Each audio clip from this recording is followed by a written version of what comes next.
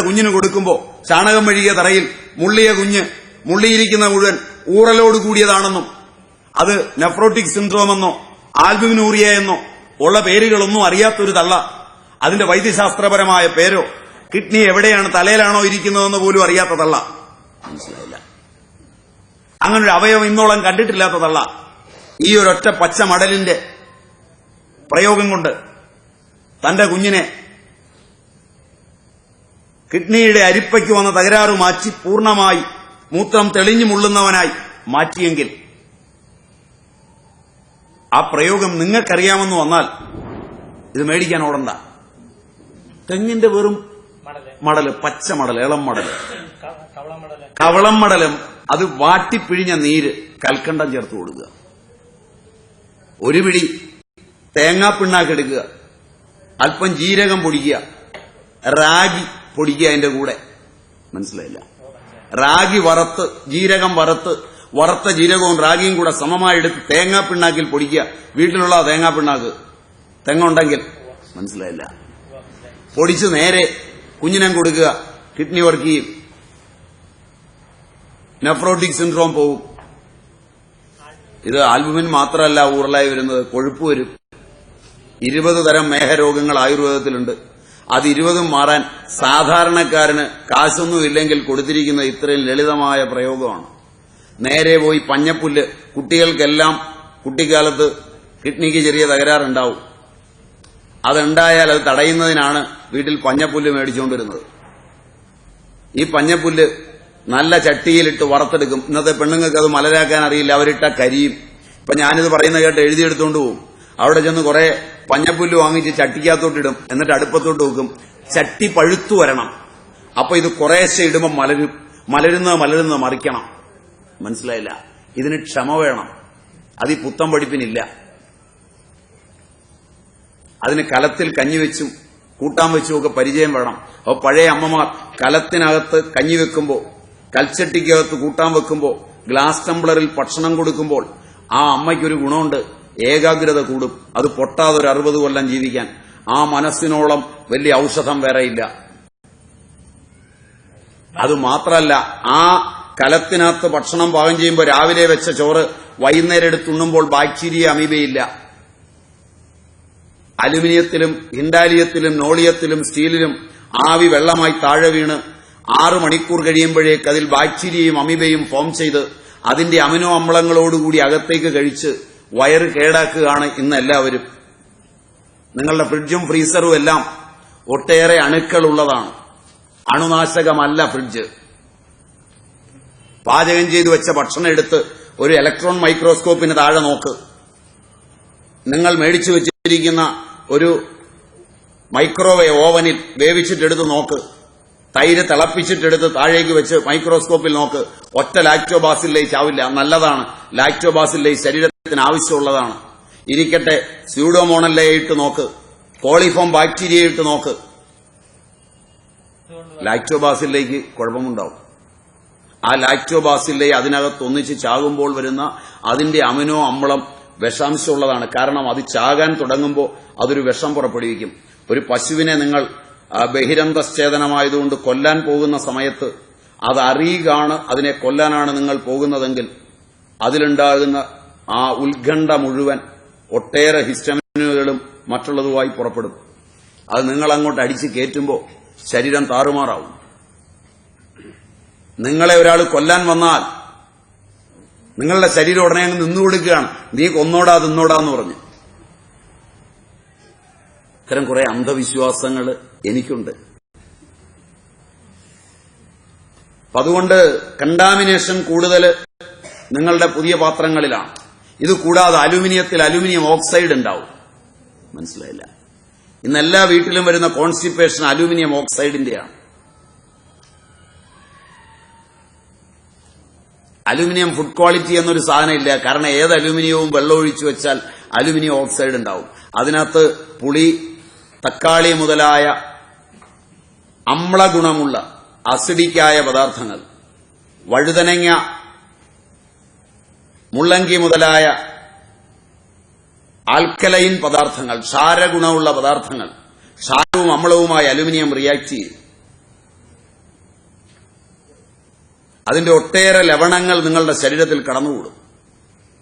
ഇപ്പുറത്തുനിന്ന് മരുന്ന് കഴിക്കുമ്പോൾ അലുമിനിയവുമായി റിയാക്ട് ചെയ്യുന്ന ഒരു മരുന്ന് ആയുർവേദത്തിലെയോ ആധുനിക വൈദ്യശാസ്ത്രത്തിലെയോ കഴിച്ചിട്ട് അതേ അലുമിനിയം പാത്രത്തിൽ നിന്ന് കഴിക്കുമ്പോൾ റിയാക്ഷൻ വളരെ വേഗമാവും.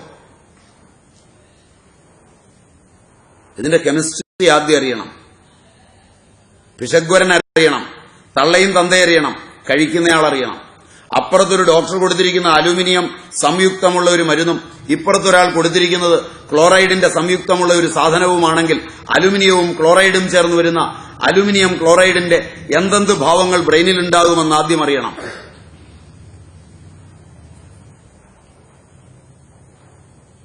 എനിക്ക് കെമിസ്ട്രി നല്ലപോലെ പഠിക്കണം. കെമിസ്ട്രി തൽക്കാലം പരീക്ഷ എഴുതി മാർക്ക് മേടിച്ച് കയറിപ്പറ്റിയാൽ പോരാ. മരണം വരെ കെമിസ്ട്രി തള്ളയുടെയും തന്തയുടെയും ഉള്ളിലുണ്ടാവണം, വിഷഗ്വരന്റെ ഉള്ളിലുണ്ടാവണം, കച്ചവടക്കാരന്റെ ഉള്ളിലുണ്ടാവണം. ഇല്ലെങ്കിൽ നമ്മൾ ഇതിൽ നിന്നൊക്കെ മാറി നിൽക്കണം. മാറി നിൽക്കുക എന്നുള്ളതാണ് വഴി. ഇപ്പൊ ലളിതമായ അവർ ചെയ്തത് പ്രായശ്ചിത്തം എന്ന് പറഞ്ഞു കഴിഞ്ഞാൽ ആദ്യം എന്റെ ജനിതകം അറിയുമാറ് അച്ഛനമ്മമാരെ വേദനിപ്പിച്ചതിന് നല്ലതുപോലെ ക്ഷമിക്കണമേ എന്ന് അവരോട് എന്ന് സങ്കല്പിച്ച് എന്റെ ബോധത്തിലെ അച്ഛനോടും അമ്മയോടും നല്ലപോലെ പശ്ചാത്തപിക്കണം. അവർ ജീവിച്ചിരിപ്പില്ലെങ്കിൽ. ജീവിച്ചിരിപ്പുണ്ടെങ്കിൽ അവിടെ ചെന്ന് കണ്ണുനീർ കൊണ്ട് ആ കാലുകൾ കഴുകി മുടി കൊണ്ട് തുടച്ച് വരണം. അവർ ജീവിച്ചിരിപ്പില്ല, അവന് നിവൃത്തിയില്ല. പറയുന്നത് നമുക്ക് ഇഷ്ടപ്പെടാത്തതോ നമുക്ക് യോജിക്കാത്തതോ അല്ലെങ്കിൽ അതിന് സ്നേഹം കളയണ്ട. അവർ ചെയ്തത് എന്ത് തെറ്റായാലും നിങ്ങൾക്കത് ചോദ്യം ചെയ്യാൻ അവകാശമില്ല. സ്നേഹപൂർവം നയപരമായി അവരെ മാറ്റാൻ അവകാശമുണ്ട്. നിങ്ങൾ നിൽക്കുന്ന ഒരു സമൂഹത്തിനകത്ത് തെറ്റ് നടക്കുന്നു എന്ന് തോന്നിയാൽ നിശബ്ദം നിങ്ങൾക്ക് പോകാൻ അവകാശമുണ്ട്. എപ്രകാരമാണോ നിങ്ങളുടെ കൈയും കാലും ഉപസ്ഥവും പായുവും ഒക്കെ അടങ്ങുന്ന കർമ്മേന്ദ്രിയങ്ങളും നിങ്ങളുടെ കണ്ണും മൂക്കും ചെവിയും അടങ്ങുന്ന ജ്ഞാനേന്ദ്രിയങ്ങളും എണ്ണമറ്റ എൻസൈമുകളും ഹോർമോണുകളും ചേർന്നൊരു സമുദായമാണ് നിങ്ങളുടെ ശരീരം. അതിലൊന്ന് നിങ്ങളോട് എതിർത്താൽ ആ ഗൂഢാലോചനയിൽ ടോക്സിക്കായി എന്തെല്ലാം ഉണ്ടാവും? ഓട്ടോടോക്സിൻസ്, നിങ്ങളുടെ ഫാഗോസൈറ്റ്സ് മുഴുവൻ ഇതിന്റെ കേന്ദ്രമാണ്. പഴയകാലത്തില്ലാത്ത ആർത്രൈറ്റിസ് ഇന്ന് അത്ര കൂടുതലാണ്. SLE ഇന്ന് അത്രയാണ്. സിസ്റ്റമിക് ലൂപ്പസ് എറിത്തീമറ്റോസിസ് ഇന്ന് സമൂഹത്തിൽ എത്ര എണ്ണമാണ്. ANA പോസിറ്റീവായ എത്ര തലങ്ങളുണ്ട്. ഇമ്മ്യൂണിറ്റി ഡിസോർഡറുകളുടെ ഒരു പരമ്പര തന്നെ വരുന്നു. എവിടുന്നാണ് ഇത് വരുന്നത്? നിങ്ങളുടെ ശരീരം നിങ്ങൾക്കെതിരായി ഗൂഢാലോചന നടത്തുന്നു. ഓട്ടോടോക്സിൻസ് നിങ്ങളുടെ ഫാഗോസൈറ്റ്സിൽ നിന്ന് തന്നെ വരുന്നു. ആ സൈറ്റിലേക്കാണ് നിങ്ങൾ കടന്നു പോകേണ്ടത്. എങ്ങനെയാണ് നിങ്ങൾക്കെതിരെ നിങ്ങൾ ഗൂഢാലോചന നടത്തിയത്? നിങ്ങൾക്കെതിരെ നിങ്ങൾ ഗൂഢാലോചന നടത്തിയാൽ പുറത്തുനിന്നൊരു ഭിഷഗ്വരനോ മരുന്നിനോ എങ്ങനെയാണ് നിങ്ങളെ രക്ഷിക്കാൻ പറ്റുക? ഞാൻ എന്ന വ്യക്തി എപ്പോഴും ബുദ്ധിമുട്ടില്ല. കാരണം എനിക്ക് അവിടെ ചെന്നാൽ കഴിയാൻ നോക്കത്തില്ല. ഇവിടെ അമ്മ ചെന്ന വഴക്ക് പറയും, ഇവിടെ അച്ഛൻ ചെന്ന വഴക്ക് പറയും. അപ്പൊ എനിക്ക് അതിന് കാരണം ഇതിനൊരു പരമ്പരയുണ്ടെന്ന് അറിയാത്തതുകൊണ്ടാണ്. ഇന്നത്തെ മകളാണ് നാളത്തെ ഭാര്യ. നാളത്തെ ഭാര്യയാണ് മറ്റന്നാൾ അമ്മ. ആ അമ്മയാണ് അടുത്ത തവണ അമ്മൂമ്മ. മകളായിരിക്കുമ്പോഴും ഭാര്യയായിരിക്കുമ്പോഴും അമ്മയായിരിക്കുമ്പോഴും സ്ത്രീയുടെ അവകാശത്തിനു വേണ്ടിയല്ല വാദിക്കേണ്ടത്. ഒരവകാശം മറ്റൊന്നിലേക്കുള്ള പരിണാമമാണെന്ന് ആദ്യം വിദ്യാഭ്യാസത്തിലൂടെ കൊടുക്കണം. ഭൂതഭവ്യ ഭവിഷ്യത്തുകളെ യോജിപ്പിക്കണം. ഇന്നത്തെ പുത്രനാണ് നാളത്തെ അച്ഛനെന്ന് ഓർക്കണം. മകനായിരിക്കുമ്പോൾ എല്ലാ അവകാശത്തിനും വാദിച്ച മകൻ കഴിഞ്ഞ് അച്ഛനായപ്പോൾ മക്കളിൽ നിന്ന് എല്ലാ അവകാശത്തിനും വാദിക്കുന്ന അച്ഛനായ അയാൾ മാറിയാൽ, അത് കഴിഞ്ഞ് അയാൾ അപ്പൂപ്പനായി കഴിഞ്ഞാൽ എല്ലാം പിള്ളേര് നോക്കണം തന്നെ വന്ന എന്ന് വാദിക്കുന്ന അപ്പൂപ്പനായി മാറിയാൽ അയാൾക്ക് മാത്രമേ ഈ ഭൂമിയിൽ അവകാശമുള്ളൂ എന്ന് വരും. മനസ്സിലായില്ല? ഞാൻ മകനായിരിക്കുമ്പോൾ എനിക്ക് എല്ലാ അവകാശമുണ്ട്, നിങ്ങളെല്ലാം എനിക്ക് തന്നോണം. മനസ്സിലായില്ല? ഇപ്പൊ ഞാൻ അച്ഛനായി കഴിഞ്ഞു. ഞാൻ അങ്ങോട്ടൊന്നും തരാൻ തീരുമാനിച്ചിട്ടില്ല. ഞാൻ മകനായിരുന്നപ്പോൾ എല്ലാ അവകാശവും പിടിച്ചു പറിച്ച് അനുഭവിച്ചു. ഇനി ഞാൻ അച്ഛനാണ്. മക്കളും ബാക്കിയുള്ളവരെല്ലാം എല്ലാ അവകാശവും എനിക്ക് കൊണ്ടുതരണം. മനസ്സിലായില്ല? അപ്പൊ ഇവന് മാത്രമേ ജീവിതമുള്ളൂ എന്നുള്ളതാണ് നിങ്ങളുടെ സ്ത്രീ പുരുഷ ബന്ധങ്ങളുടെയും സ്ത്രീ വിമോചനത്തിന്റെയും പുരുഷ വിമോചനത്തിന്റെയും തത്വശാസ്ത്രം. ഈ തത്വശാസ്ത്രം പ്രവാഹനിത്യതയെ അംഗീകരിക്കുന്നതല്ല. ഈ തത്വശാസ്ത്രം നിങ്ങളുടെ അന്തകനാണ്. ഈ തത്വശാസ്ത്രം സത്യമല്ല. ഇതൊരു കലയല്ല, ഇതൊരു ശാസ്ത്രവുമല്ല. വളരെ വിനയപൂർവം അച്ഛന് വേണ്ടത് കൊടുത്ത് വളരെ വേഗം അവിടുന്ന് വിട്ടോളൂ. നോക്കാൻ നമുക്ക് ബാധ്യതയുണ്ടല്ലോ. ഉണ്ട്. അതിനാണ് പറഞ്ഞത് വളരെ വേഗം വിട്ടിട്ട് ഇടയ്ക്കിടയ്ക്ക് പോയി നോക്കി വേണ്ടത് അവിടെ കൊടുക്കുക. വഴക്കിനായിട്ട് ചെല്ലുന്ന ദിവസം അങ്ങേയറ്റം സ്നേഹമായി ശകാരിക്കുന്ന മുഴുവൻ കേൾക്കുക. ഒരു വിരോധവും കൂടാതെ എല്ലാം പറയുന്നത് കേൾക്കുക, കേട്ടിട്ട് മെല്ലെ അനുസരിച്ച പോലെ ഇരിക്കുക. പക്ഷേ എത്ര പ്രാവശ്യം തല്ലുകൊള്ളാൻ, മാനസികമായി തല്ലുകൊള്ളാൻ പറ്റും എന്നുള്ളതാണ്. എത്ര പ്രാവശ്യം നിങ്ങൾ കൊള്ളുന്നുവോ അത്രയും നിങ്ങൾക്ക് അനുഗ്രഹവും ആരോഗ്യവുമായി മാറും. എത്ര പ്രാവശ്യം കൊള്ളുന്നുവോ അത്രയും അനുഗ്രഹമായി മാറും. തിരിച്ച് യാതൊരു വഴി ഇതിനില്ല. പ്രാചീനരിൽ ചിലരുപയോഗിച്ച ഭാഷ ഞാൻ ഉപയോഗിക്കാത്തതാണ്. ഏതൊരുവൻ അവന്റെ ജീവിതകാലം മുഴുവൻ എല്ലാ അവകാശത്തിനും വാദിക്കുന്നുവോ അവൻ ശരിക്ക് തന്തയ്ക്കും തള്ളയ്ക്കും പിറന്നവനല്ല. ഇത് ഞാൻ ഉപയോഗിച്ചാൽ വളരെ മോശമാണ്. എന്റെ നാവിന് പറ്റിയതല്ല. എനിക്കൊരവകാശമുണ്ടെങ്കിൽ അതിനൊരു കടമയുണ്ട്. ഒരു പക്ഷേ കടമയെപ്പറ്റി അറിയുന്നവന്റെ മാത്രമാണ് ആരോഗ്യം. അവകാശങ്ങള് പ്രകൃതി ചാരുവായി തരുന്നതാണ്. കടമകൾ നമ്മളുടെ ഉത്തരവാദിത്തമാണ്. ഏതൊരു സമൂഹം കടമയെ മറക്കുന്നുവോ, ഞങ്ങൾ സ്വാമിമാര് പോലും ഇന്ന് അങ്ങനെയാണ്. അപ്പം കോലെ കുത്തിവെച്ചിട്ട് കോലെഴുതുന്നു എന്ന് പറഞ്ഞാൽ അപ്പത്തിന്റെ കാര്യം ഇനി പറയണ്ട. സർവസംഘ പരിത്യാഗികൾ പോലും അവകാശങ്ങൾക്ക് സംഘടിക്കുന്ന കാലമാണ്. കാരണം നിങ്ങളൊക്കെ ഞങ്ങളോട് വന്നിട്ട് പറയുന്നത് അതാണ്, ഇങ്ങനെ ചുമ്മാ ഇരുന്നാൽ മതിയോ സ്വാമിമാര്, നിങ്ങൾ ചങ്കടിക്കണ്ടേ? സർവസംഘങ്ങളും പരിത്യജിച്ച് ജനത്തിന് മാതൃകയാകേണ്ട ഞങ്ങൾ ക്ഷുദ്രങ്ങളായ കാര്യങ്ങൾക്ക് വേണ്ടി നീങ്ങുകയാണ്. പിന്നെ നിങ്ങളുടെ കാര്യം പറയാനില്ല. ലോകത്ത് കടമകളാണുള്ളത്. അത് ഭംഗിയായി നിർവഹിക്കുകയും പാരമ്പര്യത്തോട് പൂർണ്ണമായ നീതി പുലർത്തുകയും മര്യാദാമസൃണമായി ജീവിക്കുകയും ചെയ്യേണ്ടതാണ്. അതാണ് അതിന് പരിഹാരം. ഞാൻ ഈ പറഞ്ഞ സംക്ഷോഭങ്ങളുടെയും പഠനങ്ങളുടെയും അടിസ്ഥാനത്തിൽ ഇന്ന് ലോകം ഏറ്റവും അധികം വിഷമിക്കുന്ന രോഗമായ ക്യാൻസറിനെ ഞങ്ങൾ കാണുന്നത് രോഗമായല്ല, ഒരകാല വാർദ്ധക്യമായ ഇൻ വൈവോയും ഇൻ വിട്രോയും ആയ പഠനങ്ങൾ ഉപയോഗിച്ച് നിങ്ങൾ സത്യസന്ധമായി ഭിഷഗ്വരന്മാർ പഠിക്കുമെങ്കിൽ എല്ലാ ക്യാൻസറും ഹ്യൂമൻ പാപ്പിലോമയിലൂടെ വരുന്ന വൈറൽ ക്യാൻസർ ഒഴിച്ചുള്ള എല്ലാ ക്യാൻസറും, അതും ഒരളവ് വരെ, അതും പ്രത്യേകിച്ചും സർവീക്സിലെ ക്യാൻസർ വളരെ നിസ്സാരമായാണ് ഭാരതത്തിന്റെ അമ്മമാർ മാറ്റിയിട്ടുള്ളത്. ഈ ദശകത്തിൽ അതിനാണിപ്പോൾ നോബൽ സമ്മാനം കിട്ടിയത്. കേരളത്തിൽ 1981 മുതൽ ഞങ്ങൾ സർവീക്സിലെ ക്യാൻസറിനെ HPV വൈറസിന്റേതായി കാണുകയും അന്നു മുതൽ അതിന് വീട്ടമ്മമാരുടെ പഴയ ഒരു മരുന്ന്, നിങ്ങളുടെ നാട്ടിലെ പെരിങ്ങലം, പെരുക്, ഒരുവേരൻ, വട്ടപ്പലം, തീട്ടപ്പലാവില, ഈ പേരൊക്കെ നിങ്ങൾ കേട്ടിട്ടുണ്ടോയെന്നറിയില്ല. ഈ നാട്ടിലെ പേരെന്താണെന്ന് എനിക്കറിയില്ല. അതിന്റെ വേര് ചാണയിൽ അരച്ച് അരി ചേർത്തരച്ച് അപ്പം ചുട്ട് 11 ദിവസം തിന്നാൽ ഏത് സ്റ്റേജിലുള്ള സർവീക്സിലെ ക്യാൻസറും, അന്നനാളത്തിൽ വരുന്ന HPV ബാധിച്ച ക്യാൻസറും, HPV ബാധിച്ചാൽ വാട്സ് ഉണ്ടാവും, വൈറ്റ് ഡിസ്ചാർജ് ഉണ്ടാവും, അത് യെല്ലോ ആയി മാറും. അങ്ങനെ വരുന്ന ക്യാൻസർ മറ്റു ചികിത്സ ചെയ്യാതെ ചെയ്താലും മറ്റു ചികിത്സകളെല്ലാം കഴിഞ്ഞ് പരാജയപ്പെട്ട് ചെയ്താലും 100% ക്യൂറാവും. ഇത് പഴയ വീടുകളിൽ പ്രസവം കഴിഞ്ഞാൽ വളരെ ശ്രദ്ധിച്ചില്ലെങ്കിൽ, വേദൊക്കെ വെന്ത വെള്ളത്തിൽ കുളിച്ചില്ലെങ്കിൽ സ്ത്രീയുടെ അണ്ഡാശയത്തിലും യോനിയിലുമെല്ലാം ഈ വൈറസ് കടന്നുകൂടാനുള്ള 100% സാധ്യതയുണ്ട്. പുരുഷനത് മറ്റുള്ളിടത്ത് കൊണ്ട് കൊടുക്കാനുള്ള സാധ്യതയുമുണ്ട്. ഇത് വളരെ വ്യാപകമായി കൊണ്ടിരിക്കുന്ന RCCയുടെ പുതിയ പഠനമനുസരിച്ച് കേരളത്തിൽ കൊല്ലം മുതൽ തിരുവനന്തപുരം വരെയുള്ള ആളുകളിൽ നടത്തിയ പഠനത്തിൽ 100% HPV ബാധയുണ്ട്. മുസ്ലിങ്ങളിൽ ഇത് വളരെ കുറവാണ്. അവർ ശൌചാദികൾക്ക് പ്രാധാന്യം കൊടുക്കുന്നതുകൊണ്ട്. ഹിന്ദുക്കളിലും ക്രിസ്ത്യാനികളിലും ഇത് വളരെ കൂടുതലാണ് ഞങ്ങളുടെ അറിവിൽ.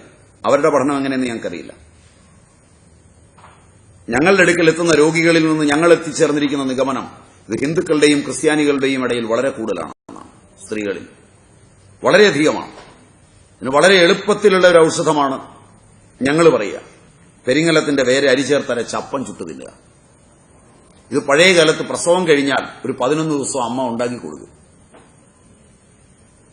അതേപോലെ തന്നെ തിരുവാതിര നാളിൽ അല്പം നിലംപരണ്ടയും നിലപ്പനക്കിഴങ്ങും കദളിപ്പഴവും കൽക്കണ്ടവും മുന്തിരിയും പൂവൻ പഴം അല്ലെങ്കിൽ കദളിപ്പഴവും ചേർത്ത് കളിയുണ്ടാക്കി കഴിക്കും.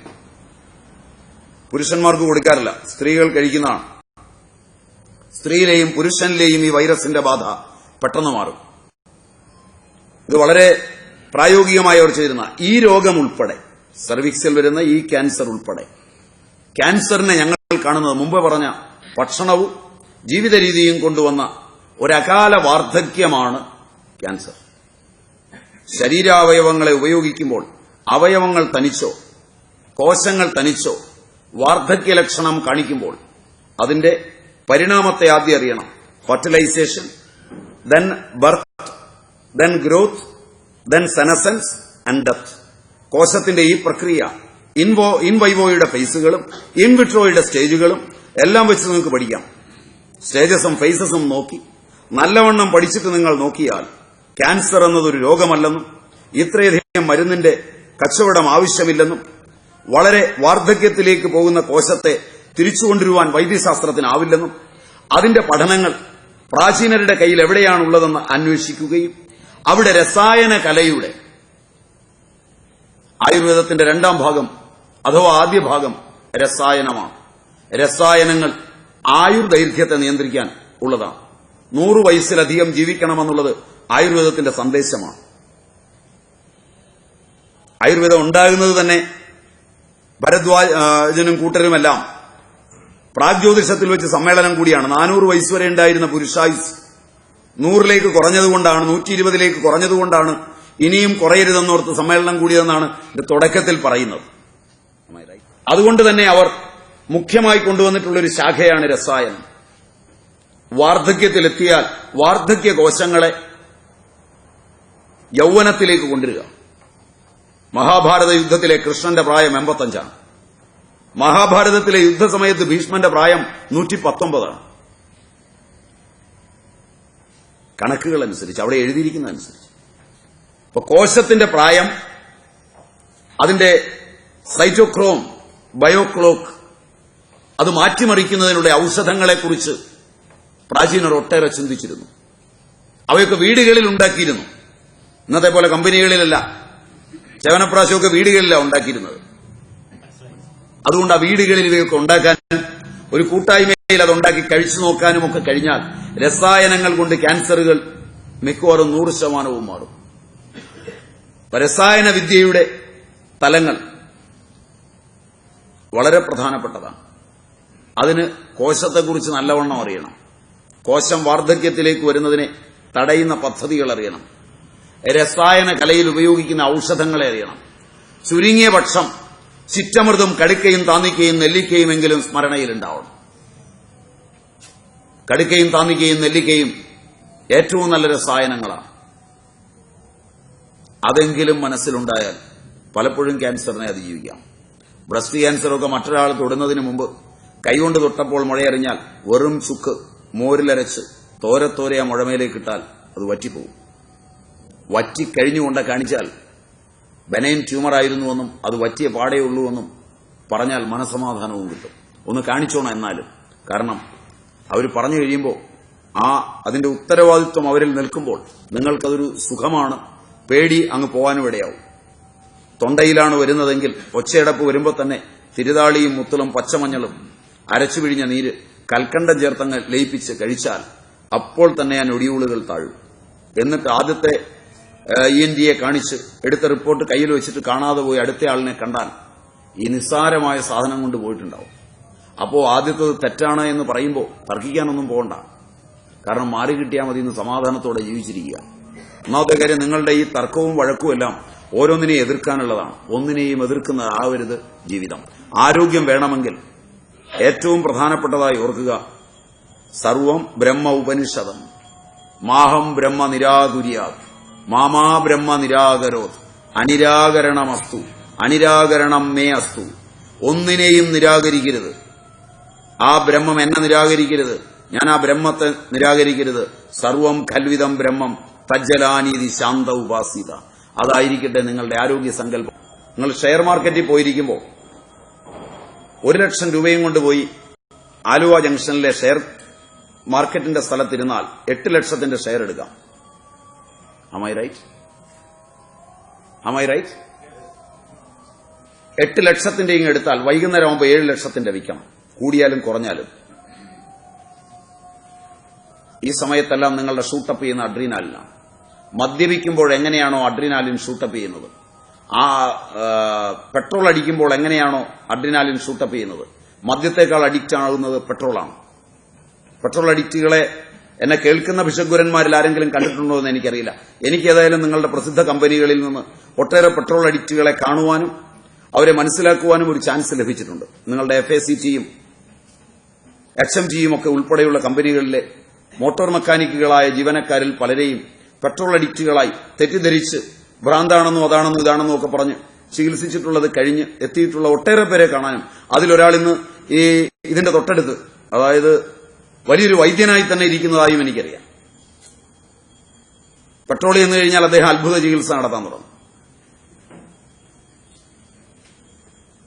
കാരണം പെട്രോൾ പെട്ടെന്ന് ഹാലൂസിനേഷൻസ് ഉണ്ടാക്കുന്നതാണ്.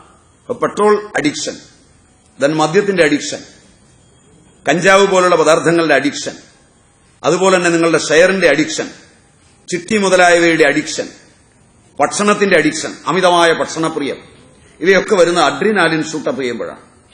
അഡ്രീനാലിന് ചേഞ്ച് വരുമ്പോൾ, പിറ്റ്യൂട്ടറിയിൽ ചേഞ്ച് വരുമ്പോൾ, നിങ്ങളുടെ എൻഡോക്രൈൻ ഗ്ലാൻഡുകളിൽ ചേഞ്ച് വരുമ്പോൾ പ്രമേഹമുണ്ടാകുന്നുവെന്നാണ് എന്റെ ഒരു ധാരണ. എത്രത്തോളം ശരിയാണെന്ന് എനിക്കറിയില്ല. ഇതിന് ഹോമിയോയിൽ ഈ 2 മരുന്നുകളും കൊടുത്താൽ കുറയും, അഡ്രീനാലിൻ കൊടുത്താലും കുറയുമെന്നാണ് എന്റെ ധാരണ. ഒരു 200 ഷുഗറുള്ള ഒരാൾ അഡ്രീനാലിൻ വണ്ണം ഒരു ഡോസ് കഴിക്കുമ്പോഴേക്ക് പിറ്റേ ദിവസം 110 ആയിട്ടുമാണ്. ഈ 2 ഗ്ലാൻഡ് സ്റ്റിമുലേറ്റ് ചെയ്താലോ അത് വലിയ അപകടവുമാണ്. അതുകൊണ്ട് ഇതിനുള്ള എളുപ്പവഴിയായി ഞാൻ കാണുന്നത് ഇത്തരം സംഭ്രമങ്ങളിൽ നിന്ന് മാറി നിൽക്കുക. ഇതിന് സ്റ്റിമുലന്റായി കൊടുക്കുന്ന അലക്സാൻ ശരീരത്തിൽ ഒരിക്കലും കടന്നിയല്ലാതിരിക്കുക.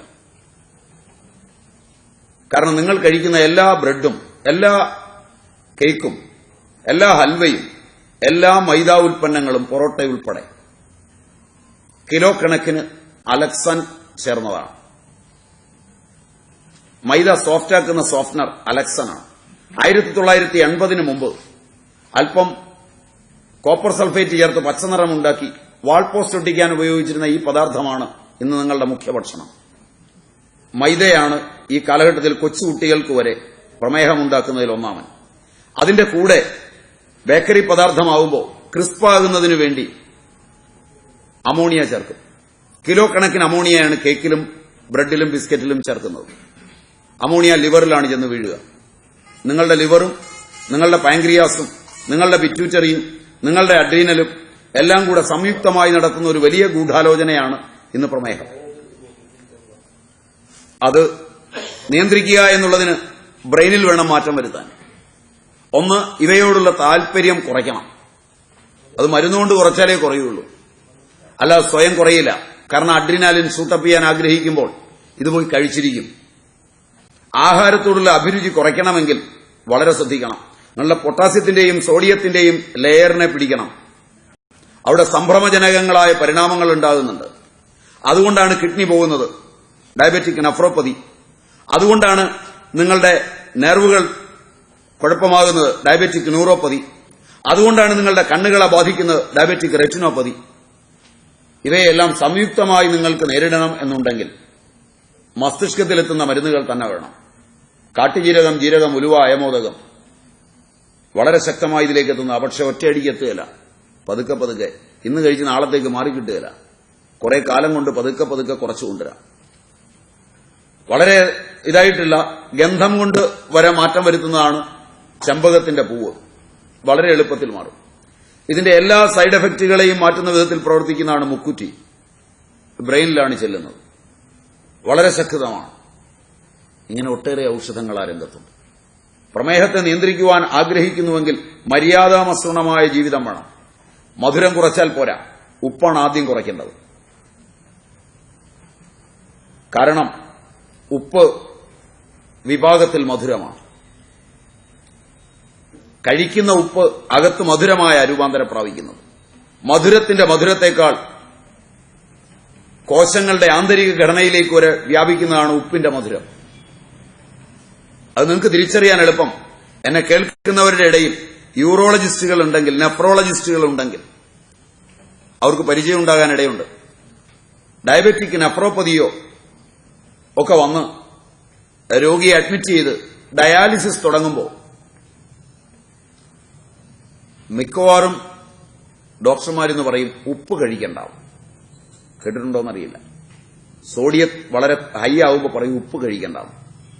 ഉപ്പ് നിർത്തി കഴിയുമ്പോൾ കിഡ്നി വർക്ക് ചെയ്യല്ലേ ചെയ്യുന്നത്, അപ്പോഴും ഡയാലിസിസ് വേണ്ടി വരും. പക്ഷെ പിന്നീട് നോക്കുമ്പോൾ പ്രമേഹം ഉണ്ടാവില്ല. ഡയബറ്റിസ് പരിച്ഛേദം പോയിരിക്കുന്നു, ലോ ഷുഗറിൽ എത്തിയിരിക്കുന്നു. ഇനി ഇൻസുലിൻ വേണ്ട, ഇനി ഡയോണൽ വേണ്ട എന്ന് ഡോക്ടർ പറഞ്ഞിരിക്കുന്നു. പിന്നീട് ഒരിക്കലും ഈ സാധനം വരുന്നില്ല. അപ്പോഴെങ്കിലും ആ ഡോക്ടർ ശ്രദ്ധിച്ചിരുന്നെങ്കിൽ, ആ രോഗി ശ്രദ്ധിച്ചിരുന്നെങ്കിൽ, അതിന് കൊണ്ടുപോയ ബന്ധുക്കൾ ശ്രദ്ധിച്ചിരുന്നുവെങ്കിൽ ഒരു കാര്യം ബോധ്യപ്പെടുമായിരുന്നു, ആ സാമൂഹികതയിൽ നിന്ന് മധുരത്തേക്കാൾ അപകടകാരി ഉപ്പാണ്. നിങ്ങൾ ആരെങ്കിലും ശ്രദ്ധിച്ചിട്ടുണ്ടോയെന്നറിയില്ല. ഒരു പരിചയമെങ്കിലും നിങ്ങൾക്ക് ഉണ്ടോയെന്ന് എനിക്കറിയില്ല. അതുകൊണ്ട് ഇത് സോഡിയത്തിന്റെ ലെയറിനെ നോക്കണം, ബ്രെയിനെ നോക്കണം. അതിന് പിശഗ്വരന്മാർ സയന്റിസ്റ്റുകളാണ്, ടെക്നീഷ്യൻസ് ആവരുത്. എല്ലാ ഭിഷഗ്വരനും, ആധുനികമാകട്ടെ പൌരാണികമാകട്ടെ ആയുർവേദമാകട്ടെ ഹോമിയോപ്പതി ആകട്ടെ ഏത് തരത്തിലുള്ളതും ആകട്ടെ, ഒരു ഭിഷഗ്വരൻ എന്ന് പറഞ്ഞാൽ അയാൾ സയന്റിസ്റ്റ് ആകണം. സയന്റിസ്റ്റ് ആകണമെങ്കിൽ അയാളുടെ കണ്ണുകളും കാതുകളും അയാളുടെ ഇന്ദ്രിയങ്ങളും എല്ലാം സയൻസിൽ ദത്തസദ്ധമാവണം. ക്രിക്കറ്റിലായാൽ പോരാ, ഷെയറിലായാൽ പോരാ, ഹോസ്പിറ്റൽ നടത്തിപ്പിലായാൽ പോരാ. അത്തരമൊരു കാലഘട്ടത്തിന് എന്നെ കേട്ടവരുടെ ജന്മങ്ങൾ ഉപകാരമായി തീരട്ടെ. അവരുടെ അടുത്ത സന്താനങ്ങളെങ്കിലും ഈ വാക്കുകളുടെ അന്തസത്ത ഉൾക്കൊണ്ടുകൊണ്ട് സയന്റിസ്റ്റുകളായി തന്നെ ഈ മണ്ണിൽ ജനിക്കട്ടെ. അവരിൽ നിന്ന് സമസ്ത രോഗങ്ങളും ഈ ഭൂമിയിൽ നിന്ന് തുടച്ചു നീക്കുവാനുള്ള അറിവുകൾ ഉണ്ടാകട്ടെ. അതിന് പരമകാരുണികനായ ഭഗവാൻ അനുഗ്രഹിക്കട്ടെ എന്ന് പ്രാർത്ഥിച്ച് ഞാൻ ഉപസംഹരിക്കുന്നു. നിങ്ങൾക്ക് നമസ്കാരം. ഹരി ഓം. ഓം സർവേ ഭവന്തു സുഖിനഃ, സർവേ സന്തു നിരാമയ, സർവേ ഭദ്രാണി പശ്യന്തു, മാ കശ്ചിത് ദുഃഖഭാഗ് ഭവേത്. ഓം ശാന്തി ശാന്തി ശാന്തി.